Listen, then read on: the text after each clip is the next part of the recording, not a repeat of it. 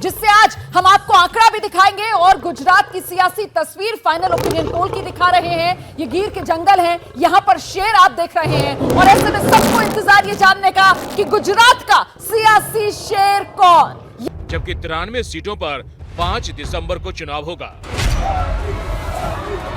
सत्ता का सिक्सर लगा चुकी बीजेपी 7वीं बार आने के लिए जोर लगा रही है। खुद प्रधानमंत्री नरेंद्र मोदी चुनाव प्रचार में ताकत झोंके हुए हैं। दिल्ली में बैठी कांग्रेस सरकार आतंकियों को छुड़ाने में अपनी पूरी ताकत लगा देगी। सवाल ये कि क्या बीजेपी के हाथ लगेगी सत्ता की बाजी या कांग्रेस के हाथ में होगी सत्ता की चाबी। कांग्रेस के नए अध्यक्ष मल्लिकार्जुन खड़गे की ये पहली बड़ी परीक्षा है। 6 चुनावों से कांग्रेस यहाँ विपक्ष में है और इस बार प्रचार में गांधी परिवार भी पहले के चुनावों की तरह सक्रिय नहीं है।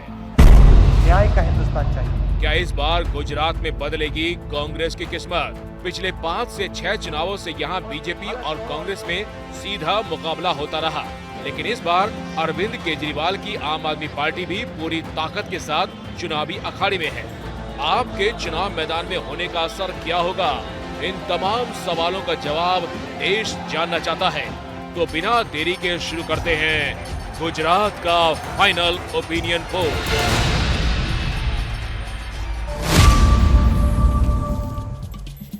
मैं सबसे पहले तारुफ करवा देना चाहती हूँ उन तमाम लोगों से, उन तमाम पैनलिस्ट से जो इस वक्त हमारे साथ इस फाइनल ओपिनियन पोल में जुड़ चुके हैं। वरिष्ठ पत्रकार, मुंबई जनसत्ता के पूर्व संपादक प्रदीप सिंह साहब हमारे साथ यहाँ पर जुड़े हुए हैं। हमारे साथ राजनीतिक विश्लेषक अभय दुबे जी भी जुड़े हुए हैं। सी वोटर के एडिटर खालिद अख्तर भी हमारे साथ यहाँ स्टूडियो में मौजूद है। शशि शेखर साहब आपको स्क्रीन पर नजर आ रहे हैं, प्रधान संपादक है दैनिक हिंदुस्तान के। राजनीतिक विश्लेषक के तौर पर पीयूष जोशी साहब हमारे साथ जुड़े हैं और अक्सर आम आदमी पार्टी को सपोर्ट करते हुए नजर आते हैं, उनकी नीतियों को सपोर्ट करते हुए हमारे साथ हिस्सा लेते हैं। बीजेपी के प्रवक्ता के शर्मा साहब आपको स्क्रीन पर दिखाई दे रहे हैं और कांग्रेस के प्रवक्ता निशांत रावल इस वक्त आपको दिखाई दे रहे हैं। आप सभी का बहुत बहुत स्वागत है।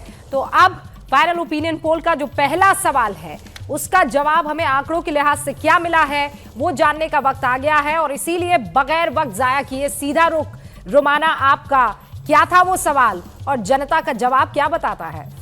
शुक्रिया रुबिका। तो डेटा सेंटर में इस वक्त मैं मौजूद हूं और ये जो आप देख रहे हैं आंकड़े का जो आप इंतजार कर रहे हैं वो आंकड़े हम आप तक पहुंचाएंगे, लेकिन उससे पहले जो सियासी नब्ज जनता की टटोली है, जनता के बीच जाकर ये अलग अंदाज, यही ताकत गुजरात की सियासत की आपको दिखाएंगे आज आंकड़ों के जरिए। लेकिन सबसे पहले सबसे बड़ा सवाल, जब चुनाव होता है तो मुद्दे पर लोग वोट डालते हैं और ऐसे में सबसे बड़ा मुद्दा क्या है गुजरात चुनाव का? बेरोजगारी। 38% के साथ बेरोजगारी गुजरात में सबसे बड़ा चुनावी मुद्दा है लोगों के मन में।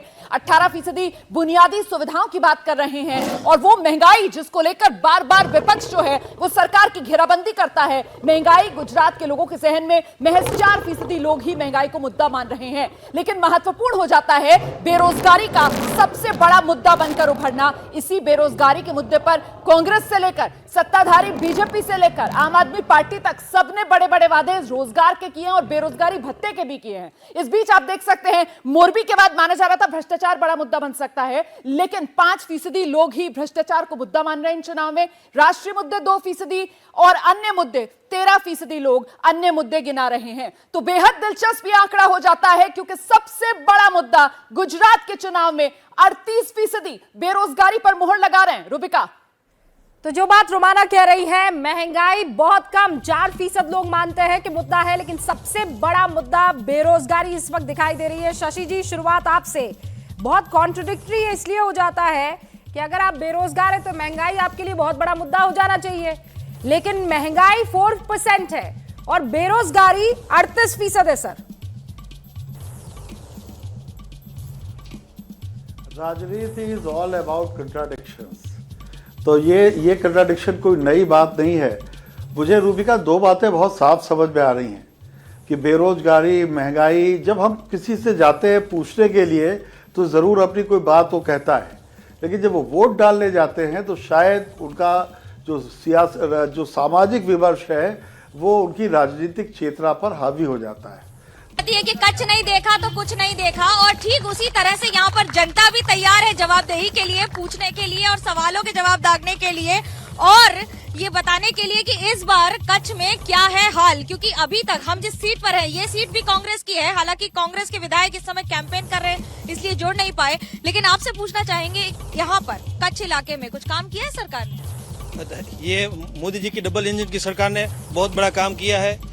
नर्मदा यहाँ पे आ गई है। यहाँ तो पानी का पहले बहुत ही दिक्कत थी, अभी नर्मदा आने से बहुत ही खेडूतों के लिए अच्छा हुआ है। क्या ये बात सच है कि नर्मदा आने से यहाँ पर फायदा हुआ है? पानी की प्रॉब्लम अभी सॉर्ट आउट हुई कि पहले से हो गई? नहीं जी, इनकी बात बिल्कुल सही है। नर्मदा का पानी आने से पहले यहाँ पर बहुत ज्यादा पीने के पानी की और खेती के लिए पानी की बहुत ज्यादा दिक्कत थी, लेकिन नर्मदा यहाँ आने से, यहाँ पूरे कच्छ में नर्मदा का पानी पहुँचने से खेती में बहुत ज्यादा फायदा हुआ है। मैं बात करूँ यहाँ हमारे गाँव में पहले खेती का पानी न होने की वजह से हमें काम धंधे के लिए, नौकरी के लिए बाहर जाना पड़ता था, लेकिन अब यहाँ नर्मदा का पानी आने से दूसरे इलाके के लोग हमारे यहाँ काम करने के लिए आते हैं। तो देखिए ये बहुत बड़ी बात हो जाती है। आप लोग यहाँ रहते हैं, क्या कुछ अंतर आया है? सरकार इस बार किसका पलड़ा भारी? नहीं, देखिए सरकार तो बीजेपी की बनने वाली है, क्योंकि जिस तरह से पिछले 5 सालों में सरकार ने जो काम किए सभी के लिए, उससे लगता है कि बीजेपी की सरकार। किस आधार पर कह रहे हैं बीजेपी की सरकार? आपको लगता है भरोसा इस बार किस आधार पर? मैडम इस आधार पे कि ये गुजरात में जहाँ की कहीं भी जाओ आप, के अपने रापर गांव नहीं, पूरे कच्छ गुजरात में जहाँ भी जाओ बीजेपी क्यों करे कि उनके काम बोल रहे हैं।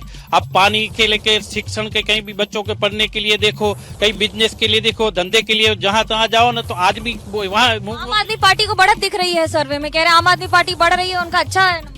मैडम यहाँ कुछ आम आदमी पार्टी का, कांग्रेस का भी कोई बच्चा भी नहीं हाथ में अपना झंडा लेके भी नहीं घूम रहा है। बोलते डरते हैं आपसे, डरा रही है बीजेपी सत्ता में। क्या डरे आप? न्यूज वाले आप जहाँ तहाँ कहीं भी घूमो आप। और अन्य की बात की जाए तो उनके खाते में 6% वोट जाता हुआ नजर आ रहा है।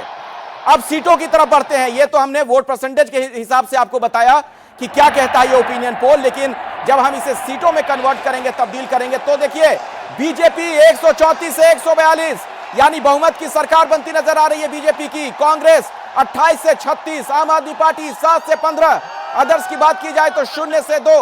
तो ये गुजरात का फाइनल ओपिनियन पोल 182 में बीजेपी के खाते में 134 से 142 सीटें जाती हुई नजर आ रही हैं। तो अभी की सबसे बड़ी खबर, गुजरात में फिर से बीजेपी की वापसी का संकेत देता है ये सर्वे। शोभना।